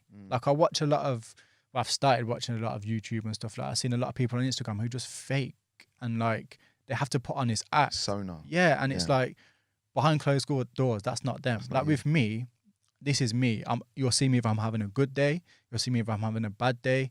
And you can go back through my Instagram and see the journey from me breaking cars on my driveway to having a unit now. Do you know what I mean? So to running this business. So basically the competition thing was just basically giving back to people that had helped me, because all these people have got me to where I am now. To shout out to all my followers. Like I see loads of repeat names, people buying tickets, and I've done it all affordable. Because I see like a lot. I'm not knocking any of the competition sites. Like fair play to everyone that's doing their thing or whatever. But they're making a big drink. Some of them, like putting like silly amounts of money on. And I understand there's overheads and stuff, but I do it to bare minimal. I make as little as I can. I do it where the price is cheap, so you're not even going to miss it. Like most of my prizes are at 99p, £1.50, stuff like that. I mean, there's the odd £20 here and there. But you're getting a lot for your £20. Yeah, you're getting a lot for your £20. Like £20, you're getting like £10,000. I just give away £1,000 every month for a year. Someone won that for £20. And it's like I did it at the smallest odds I could possibly do, just making a little bit of money after my fees and taxes and all that. So it was just about a bit of giving back, literally giving back. And I tell you what, the first year, it's only been running like just over a year now. I think a year and a few months, and the first year I lost so much money. But I was so not dedicated, but I believed in it so much. And the fact, like the first car I did, I lost 10 grand. Because you know why? And that's because I was being me. You know what I did? I gave the car away regardless. So the ticket sales didn't make, and then you lost the piece. So the ticket sales didn't make what it was, and I just thought, and I think I rolled it over a couple of times, maybe 2 months, but it was the first car. Like, I didn't know about advertising. I had no backing. It was just me. I've bought this car, buy a ticket. People are like, you know what I mean? Exactly. It's very hard. Some people didn't even want the car that I bought. Maybe the car that I went for was the wrong decision. But it's, I'm here today from the back of that car. So but like I think half the tickets sold, which was like still like £9,000. And I thought, that many people have bought a ticket and invested in me and shared it and liked it. I thought, I'm giving it away anyway. So I just said, you know what, I'm giving the car away. And I think off the back of that, people were just like, this guy's genuine, and he's just gonna, because I see a lot of them rolling them over, which I understand, because I lost. You can't take 10 grand hits every time. No, you know what I mean? Help? Luckily, that first car I did, it lost that much money. Then the next prize I did lost a bit of money, but the next one sold out. Wicked. And then the next one sold out, and then it's been a bit of a balance between some of them are selling out, some of them I don't. I very rarely get sellouts, but that's due to like getting it out there. I think because there's so many competitions out there now, and I do hear this all the time. Oh, just another one. But like mine's unique. No one's really doing what I'm doing because I'm doing air ride. You know, like people to help them modify their car. So I'm doing like air ride, coilovers, wheels, so you can pick any wheels you want. I'll give you a budget. You go and find some wheels, I'll buy them for you. You've got them for like 99p or £1.49, whatever it is.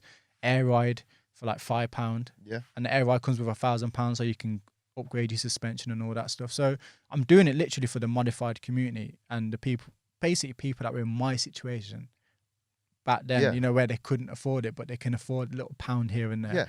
Just like it's affordable fun. Like I can see like people say it's gambling, and it is a gambling if you don't go about it the right way. Do you get what I mean? Like if you're spending money that you ain't got, exactly. That's you know, that's you. You know, don't do that. And you know, I say when I do my live draws, like, listen, it's a bit of fun. I appreciate everyone that's playing. You know, I'm back again next week, but I always keep it like reasonable prices, so people shouldn't. And I limit the numbers as well, so people can't buy silly amounts of tickets. So I am trying to take a bit of responsibility. But at the end of the day, it's on you. It's on the person that's playing, and it's same with drinking, smoking, doing whatever you want to do. It's anything. So, so basically, I started off to just give back, basically. And that's why the first year was so tough, because I was just giving away the prizes. And you know what, there's no better feeling than ringing up the winners. Yeah, I can imagine that. Oh my God. Hearing their reaction. Ringing people up, and they're so grateful. Yeah. I've had one or two that like, right. cash. Yeah. Not even said thank you or nothing. Yeah. Shit. But okay. But like 99.9% of them are just, and they've been playing, a lot of them been there from the start and stuff like that. Or I just like what you're doing. Everyone's got positive feedback. Do you know what I mean? Everyone's like, respect what you're doing. It's a little bit of fun. Yeah. And you know what, it's a bit of a plug. Obviously, we're hearing it. Yeah, come on. Listen, my odds, are that low. I've had 12 second-time winners. 12 second-time winners? 12 people have won twice, One person's won 3 times, And then there's like been 4 or 5 people that have won who have been like, so like their husbands won and then they've won. No way. Yeah, that's how good, that's how low I keep the odds, and that's how little money I make off it. Like I'm trying to... Listen, come on. It makes sense. And it's like, I'm not trying to compete with all the other ones. I'm trying to do my own thing. Be in your own lane. There's loads of them trying to compete with each other now, trying to get the best, this, that, and the best. And a lot of them say this and that, but they're not. Like, it's literally, if you find better odds on something that I'm doing, I'll beat it 100%. Because no one's gonna be able to do that. I like that, bro. And do you know what? I like the approach you're coming from too. I like the whole thing that, like, you almost assimilate yourself when you were younger with what you're trying to do now. Yeah, you're putting 100%. Yourself in the position of the person playing. And trying to cater to that, which is real sick. Yeah. And that's I set it off thinking like, what would I want to win? Yeah. What would I be willing to pay? Yeah. Like sort of thing. And it's like, I'll be happy doing this. And exactly. That's how I've kept it at that kind of that level. Yeah, as you say, you're doing it modestly. Yeah, definitely. Which I rate. Right. So, time is getting on, and I hate. I hate to leave this to the end because it's a very big subject. And I don't want you to mill over too much, but I want you to perhaps put a message out there. Just let us know as much as you want to let us know. About a situation, because you did refer back to some stuff that's going on now and has been going on for a long time. Do you want to talk us through that and perhaps give us any messages that we want to put out? I don't know how long I got, so I'm just gonna just do your thing. Do your thing. You got about 10 minutes. But while I was in jail, basically, right, I got involved with this prison officer, female prison officer, and a thing became of it, basically. And I think when you asked me earlier about getting knocked back, I think when I was going from my parole, I think that played a little bit of in it, like, because that had happened. So I got involved with this officer. She left her job, told the jail that she wanted to come and see me, and then that made the jail aware that this has been happening. So they just shipped me out quickly, like, you're a security risk, blah, blah, blah, blah. Because she'd rang up because she wanted to come see me. That's mad. Yeah, so That's when the alarm bell should have rang anyway. But, so I got moved to this another job, but then she could come and see me, willy-nilly, and yeah, whatever happened, and then I got out, and then that's who I was on about. I moved in with. So I was in that hostel, whatever you call it, for like 3 months, and then I moved in with this person, and straight away, it's not good. Like, no. I think there was like, first of all, you wouldn't put me and her together. Got you. You know what I mean? It was just like, the environment. It was the environment, 100%. Because end of the day, I've seen this person every day. We were talking, you know, blah, blah, blah. She seemed cool, getting on, whatever. And, you know, yeah, so on the outside, like, me and her wouldn't, I don't think we definitely would never have linked anyway.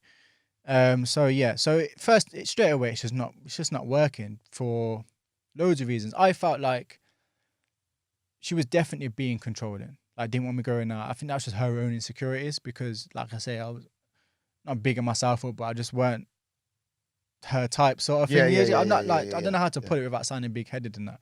You're a little piece above her level.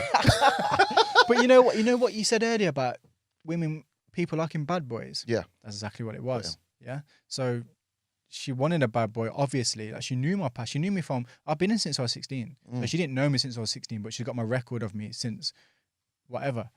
So yeah, it came out anyway. Straight away, it's not working. Insecurities, don't want me to go out, don't want me on Facebook. And I'm starting to feel like, I'm still in jail here, sort of thing. So things aren't working and we're already arguing. And I'm talking like 3-4 months in. So anyway, 6 months after being out, she fell pregnant. Okay, right. I'm not ready to be a dad. I don't think I even had a secure job at this point. Just agencies, bouncing from agency to agency. So yeah, she fell pregnant. We had a discussion. I had no choice in the matter. My daughter's here. Now, through the pregnancy, I said to her, look, me and you are not working. Bringing a child into this environment right now don't make no sense. But she wanted to try and keep me. Like, I'll be blunt. That's how it was. There was no other reason for it. So through the pregnancy, I was saying, you know, we weren't together basically. We weren't together. Things were going on, whatever. And I didn't realize she was a self-harmer. Okay. So straight away, like after I'd been out a few months, she's self-harming. Like, so if I want to go out, she's self-harming. Okay. Yeah, try and keep me in. Wow, emotional blackmail. Yeah, so if you, like, this is all new to me.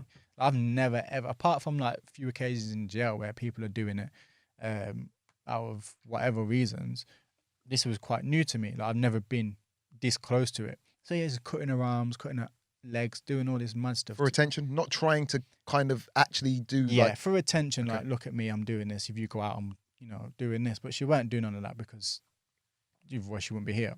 Of course. But she had like previous scars from where she'd done it before, which I didn't even clock. You know what I mean? Like, you know, like in the scheme of things, hindsight's a great thing, isn't it? Yeah. So anyway, yeah, it was just mad from the beginning anyway, very controlling. During the pregnancy, I found out she was sending like pictures of herself, not naked, but like with pants on, pregnant, to another inmate that had been in jail that I was on the same wing with. No way. Yeah, so like... What, as in... Not for a disrespect, for it's a disrespect straight away, but just as into but like, she's pregnant, big belly pregnant. Your baby and still doing that, man. Wow. Yeah. So obviously when we're together, like the whole situation, I obviously don't think I'm 16 in jail, so I've never been in a relationship and didn't know really about love and stuff like that. I love my dog, but I didn't know about love and stuff like that. So like, yeah, I didn't really understand it. So when she's saying, well, when things are happening, when like we're getting together in the jail and stuff, I'm thinking I'm the only person that this has ever happened with. So obviously when that came about, I'm thinking, wow. So she was messaging this lad that I knew in jail. I don't know him on the outside, but in jail I knew him. And this other lad as well. Wow. I didn't see any pictures on that one, but I was like, wow. So yeah, things are just mad anyway. Things are absolutely mad. And then my daughter's born. And yeah, I'm there. I never missed a day with her. Never missed a day. Best thing that happened to me. And it like, again, it gave me a little nudge to like, listen, don't let your daughter have like lifestyle that you had. Yeah. I've had a bad upbringing. Don't do this for your child. And that's part of the reason why I didn't want to be with her mum, because it just didn't make sense. The relationship did not make sense. So yeah, I was there for anyway. Like lived around the corner and stuff. And long story short, I'd moved on. I'd kind of moved on when she was pregnant, to be fair. Towards the end of the pregnancy, I'd met someone else and was talking to them and stuff. And yeah, I'd moved out and my daughter was born. Just trying to think now. It's all, there's so much. So, I'm trying so to, much yeah, in there's so there, much. isn't I'm there? trying You're to trying like to compress. narrow it down because Yeah. there's so much. Yeah. So basically, my daughter's like, I don't even know, maybe a year old, maybe less than that. And this relationship having with this other girl was getting serious. So she's coming to my house and stuff like that. And I introduced her to my daughter, but I didn't tell her mum because I just knew it would have been mad. Yeah. So I kind of kept it just on the low. But she knew I'd moved on and stuff. She was doing her own thing and whatever. And this one day, anyway, she came to my house and my girlfriend's car was outside my house. She'd come to my kid's mum would come to my house to pick my daughter up. Sorry. Oh, okay. Yeah. Okay. And my girlfriend's car was outside because Okay. I'd introduced my daughter and my missus at the time. Well, still missus now. And she's like, "Whose car is that?" I'm like, "It's just a neighbour's." But I'd dropped my daughter off to her dad's in this car previously. So her dad's already told her, "Oh, he's in this car." Okay. Like, As soon as you said that, she knows there's something yeah, up. it's like, So anyway, no, it's not. Listen, it is. So she took my daughter anyway, got in the car, drove off.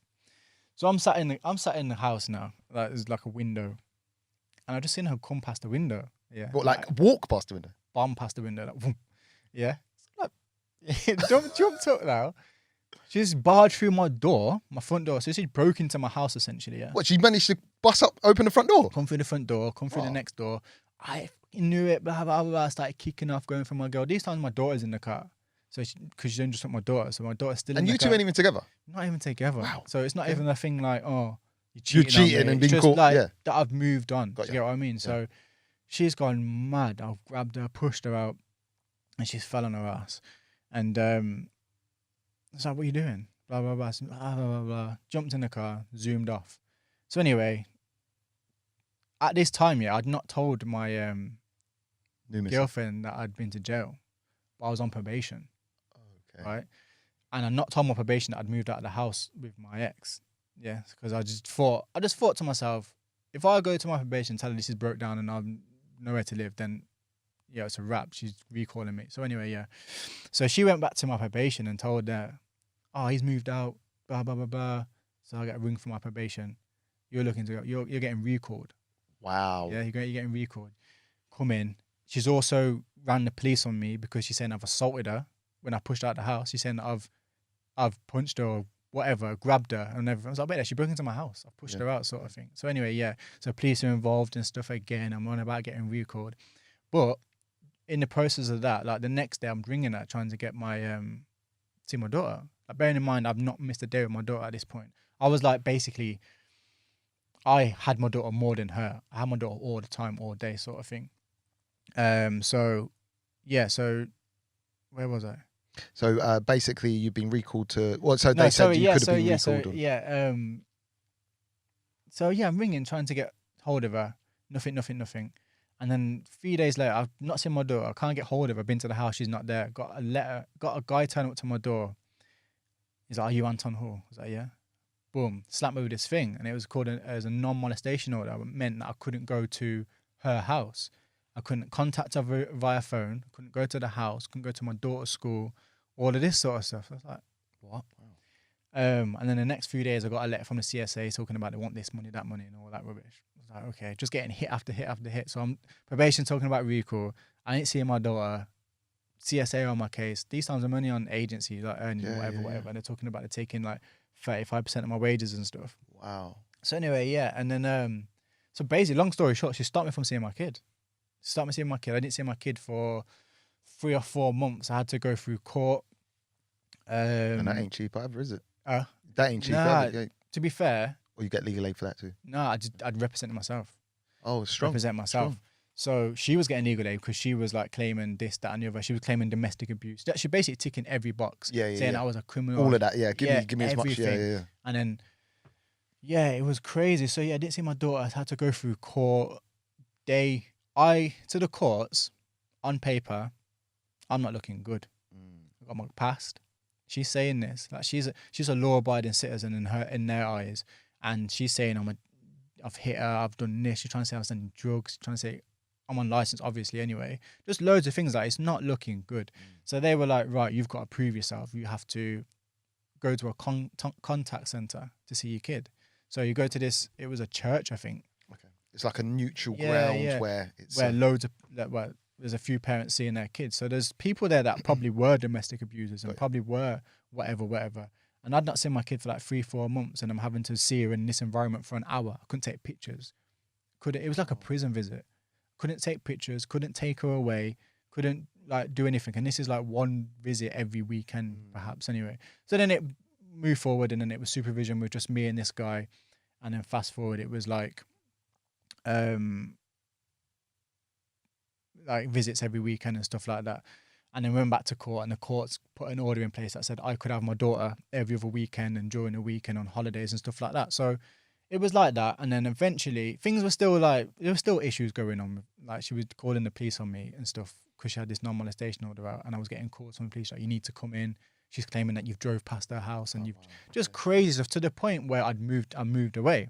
Like I had to move away. I had to make a decision and be like, right, I can't do this. Like this is crazy. So my now girlfriend, and at the time girlfriend, is from West Yorkshire.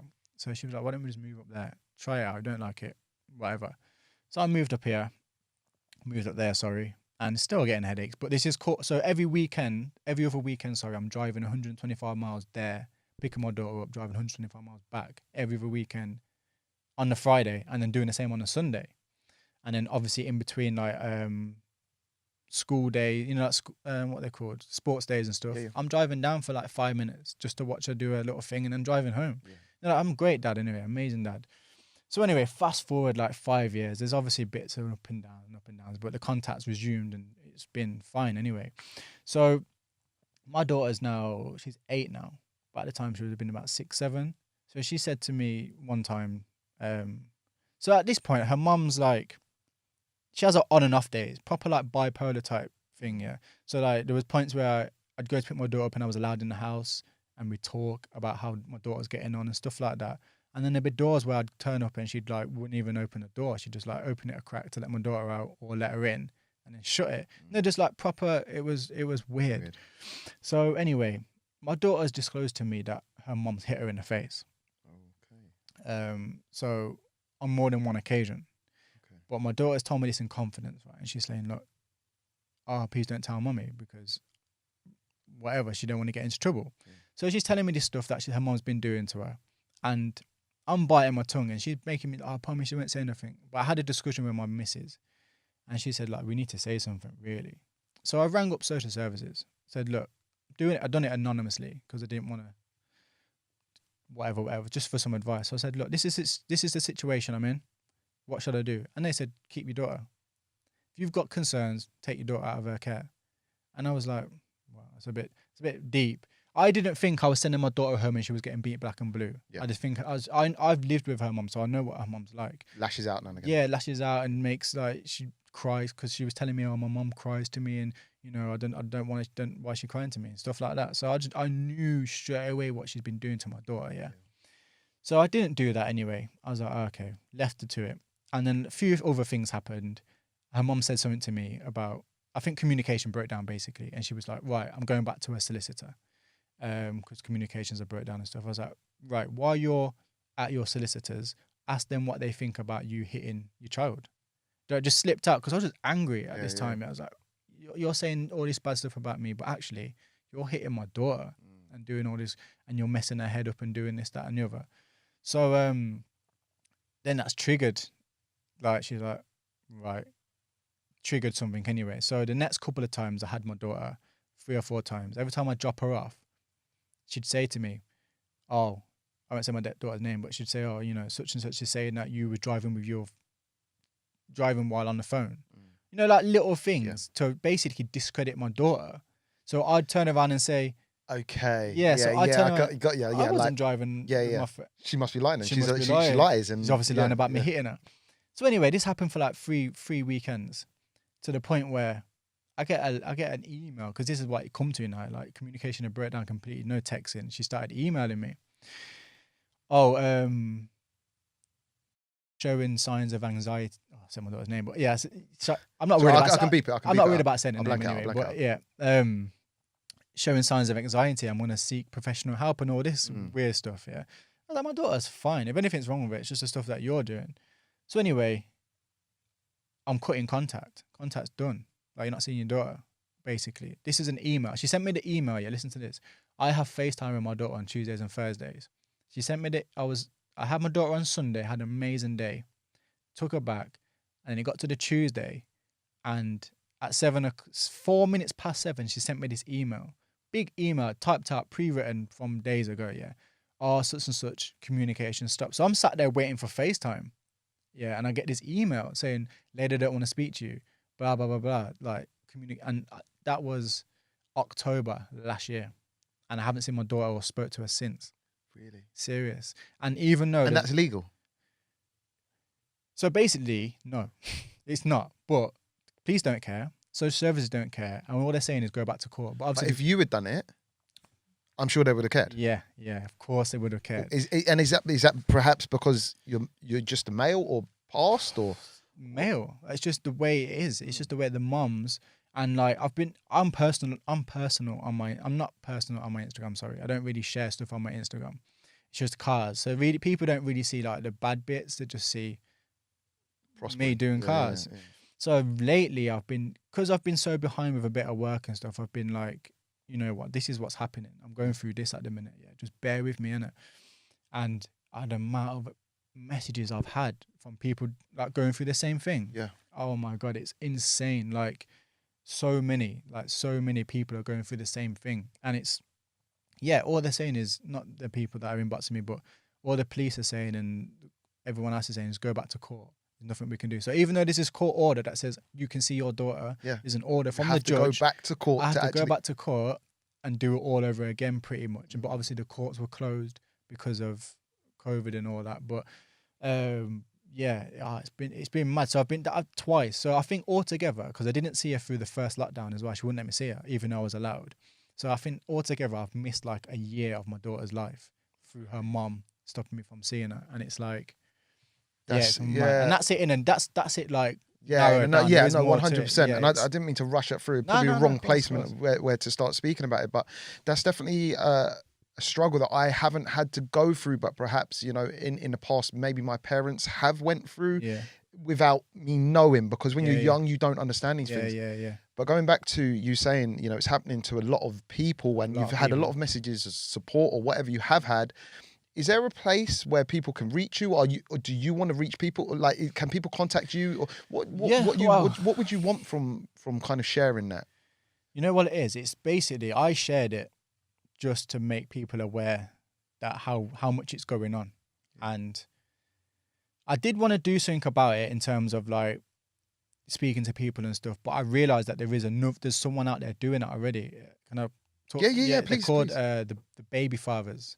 So they're called, the Baby Fathers on YouTube, and they're doing podcasts, basically getting people in, talking about their experiences about this sort of thing. So they're probably the best person to contact. But we'll leave links to them in the description. That'd be great. No doubt there'll be people. Because I did a podcast with them. Wicked. But I didn't put it on my Instagram or anything because I hadn't talked about the prison thing yet. Got you. So I didn't want to put that, because I only touched on it on there because it wasn't really relevant. We weren't there to talk about that. I was just talking about how I'd met her. So I wasn't really ready to approach the jail thing. Because I knew if I would have put that up, people were like, oh, you've been to jail. What did you do? And you didn't have time to put context to it. Yeah, exactly. Yeah. So I just thought, you know, when I've done this and I've explained a little bit about why I went to jail, how I went to jail, and what I've done since, then I can share that now. I can go and share that and whatever, and people can see it. And that will touch on because we're not here for that. Obviously, it's part of my life, but that's not why I came to speak about. So that explains a bit more about that situation. And other people's situations, but like there's so many people going through it. And my point of like bringing this up now was just a message of encouragement, really. Just like, you know, it will get better. Stay and strong. It's hard. It's heartbreaking, man. You know what I did? I don't know how long I got, but it's cool, man. I went, basically, she got another non-molestation order out on me. So when she stopped me from seeing my daughter, she got this other order out that said I couldn't contact her, even though I live 120 miles away. And anyone can get a non-molestation order. I can get one out on you right now. Wow. and you'd have to go to Doesn't court. really have to be based on anything. No, I could just say loads of mad things, and then you go to court and say this isn't true, and they'd make up their mind. I didn't appeal it because I wasn't in the right frame of mind. So anyway, I had this non-molestation order, and then when I got a bit more like life in me and I could approach it, I thought, you know what, I'll appeal it. But it was coming to the time where it was ending.